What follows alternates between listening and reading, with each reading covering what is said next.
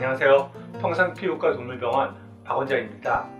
오늘은 알레르기 환자에서 놓치고 있는 것들이라는 주제로 영상을 촬영합니다.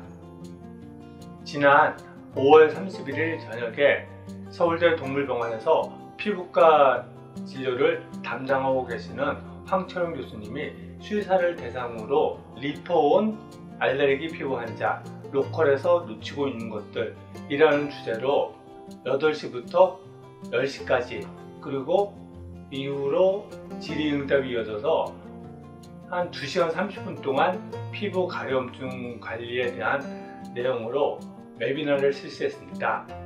그때 그 웨비나를 들으면서 지금 아토피 관리로 힘들어 하시는 보호자분들과 공유를 했으면 하는 내용이 있어서 이 영상을 촬영합니다. 이 영상은 단순히 가려움증을 어떻게 해결해주는 어떤 심플한 해답을 주는 그런 영상은 아닙니다. 그렇기 때문에 빠르게 어떤 해답을 찾고자 하시는 분은 이 영상은 패스해 주시고요. 가려움증이나 아니면 기본적으로 오랫동안 아토피로 고생하고 있는 보호자분들이 좀 더 무엇을 고민했으면 하는지 그런 부분에서 도움을 받고자 하시는 보호자분들은 이 영상을 보시면 도움이 될 것 같습니다. 그래서 그날 황철용 교수님은 강연 시작을 이런 그림을 보여주면서 시작을 했습니다. 보시면 알레르기 환자의 가려움증에 영향을 끼치는 요소들 해가지고 서양에서는 아토피 피부염, 그리고 음식과 관련된 문제, 그리고 이제 벼룩 교성으로 인한 과민 반응, 이렇게 세 가지가 커다란 문제가 되는데, 우리나라 같은 경우는 이 벼룩에 물려서 발생하는 가려움증은 그렇게 심하지 않기 때문에 우리나라에서는 이 아토피 피부염과 음식과 관련된 문제, 이것이 주된 문제이고, 그렇기 때문에 이것을 위주로 고민을 하면 되고, 그리고 그 외에 그런 상태에 영향을 끼치는 요인으로 말라세시아 피부염과 그리고 세균 감염, 그리고 환경, 스트레스, 이 4가지 주변 요소들 또한 같이 관리를 해야 한다고 이야기를 했습니다.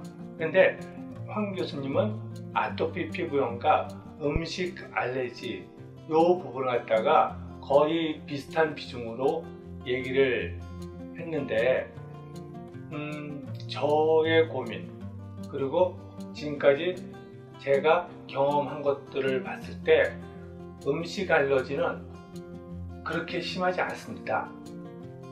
아토피 환자들 중에는 음식 알러지로 인해서 아토피 또 소염감이 심해지는 그런 개들도 물론 있습니다. 하지만 그 비율은 그렇게 많지 않습니다.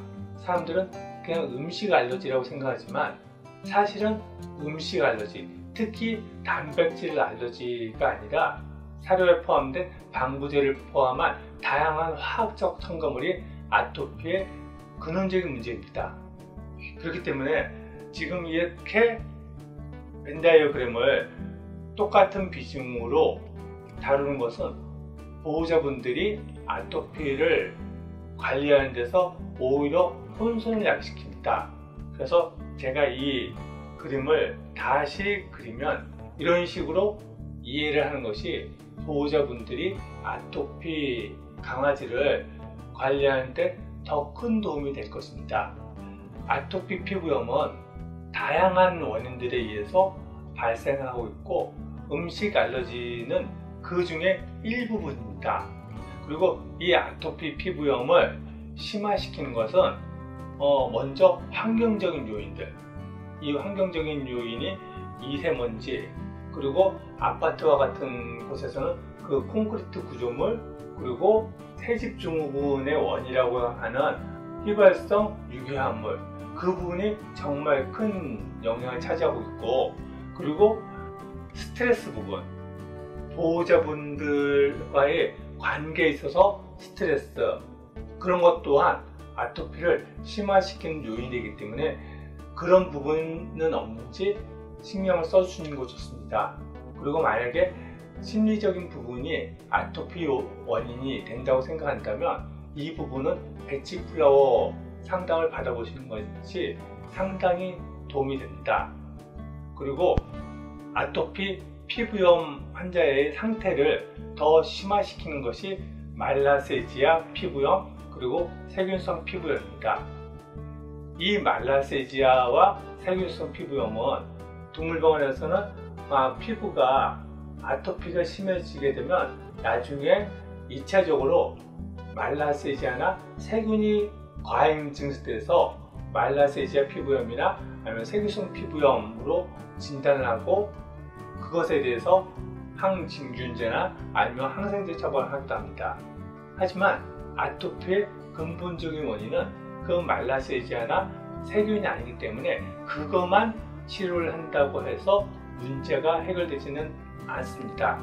근데 이게 단순한 게 아니라 관계 속에서 아토피 상태가 진행되고 심화되기 때문에 이런 요소들 또한 무시해서는 안 되고 상태를 계속 체크하면서 그것에 대해서 적절히 관리를 해야 한다는 것입니다.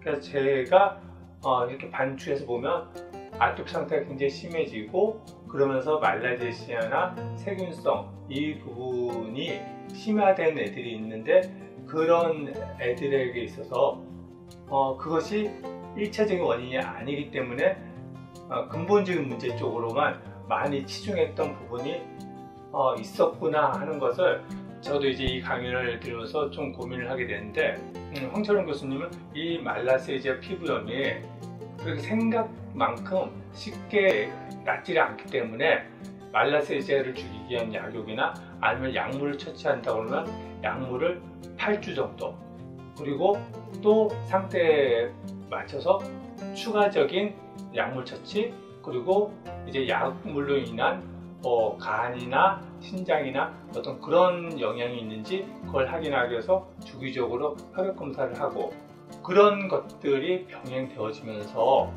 이 말라세지아에 대해서 적절히 관리를 해주면 그것만으로도 피부 상태가 많이 좋아진다고 그런 이제 이야기를 했습니다.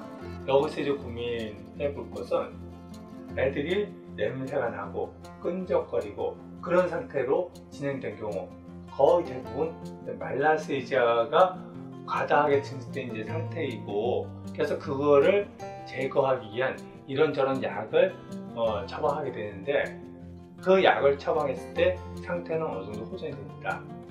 하지만 근본적으로 아토피는 이 말라세지아나 세균 때문에 야기한 것이 아니기 때문에 그것만으로 문제가 끝나는 게 아니라 그 베이스에 깔려있는 근본적인 문제가 해결되지 않으면 다시 또 시간이 지나면서 피부 상태는 심해진다는 것입니다. 그리고 또 이게 계속 반복적으로 재발되고 그러면 약에 대해서 내성이 생깁니다. 그로 인해서 나중에는 항생제도 그렇고 항곰팡이제에 대해서도 그렇고 약이 잘 듣지 않는 그런 상태가 됩니다. 그래서 이미 만성이 된 경우 피부도 태선화라고 해서 딱딱하게 변화된 경우는 참 답을 찾기가 쉽지가 않는데 그 경우는 장기간에 걸쳐서 계속 관리를 해야 되는 거고 그렇지 않은 경우는 어떤 약이나 약효 그것만으로 문제가 해결될 거라고 생각해서는 안 되고 제가 이전에 이야기했던 것들 아토피의 근본적인 문제들 그리고 몸에서 독소를 배출하거나 아니면 몸의 면역을 되살리기 위한 그런 것까지도 같이 고민을 해 주셔야지 시간이 지나면서 점차로 나아집니다.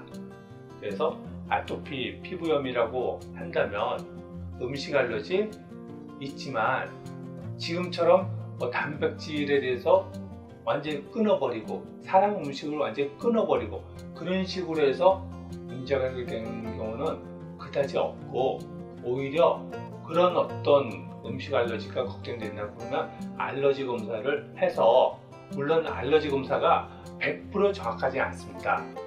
황철원 교수님도 이제 얘기를 했는데 그 알러지 검사는 그냥 경향성을 파악하는 정도 이 아이는 어떤 부위에 좀 예민한 반응을 보이는구나, 그 정도만 이해하는 정도로 활용하면 좋다고 하시더라고요. 저 또한 비슷한 생각입니다. 그러니까 알러지 검사했을 때 뭐 당근이나 뭐 브로콜리나 어떤 것에 대해서 심한 반응이 났다고 해서 그것만 끊으면 문제가 해결될 거야, 그런 식으로 이해하지 마시고, 어떤 뭐 단백질이면 단백질, 진머진뜨기면 진머진뜨기, 과일이면 과일, 그런 부류에 좀 심으면 그런 거에 좀 심하니까 좀 약간 피하는 정도, 좀 덜 주는 정도만 관리하시고, 그리고 그런 것에 대해서 그렇게 큰 문제가 없다고 한다면 일단 건강한 먹거리, 방부제, 사료 첨가제 그게 안 들어가고 가급적이면 유기농 음식 재료, 그리고 또 고기 함량은 좀 줄이고 야채의 함량을 더 늘리는 것이 몸의 면역에 더 도움이 되고요.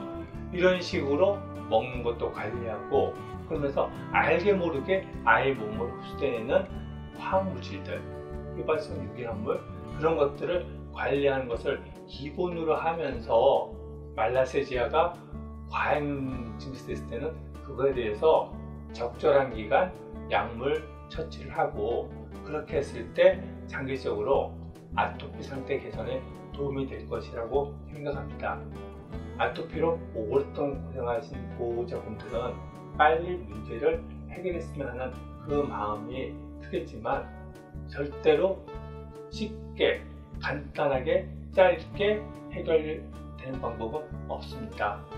이런저런 생활 환경 바꾸고 개선해주고, 그리고 지속적으로 관리해주고, 그러다 보면 서서히 강아지는 근본적인 문제가 해결되어지면서 좋아질 것입니다.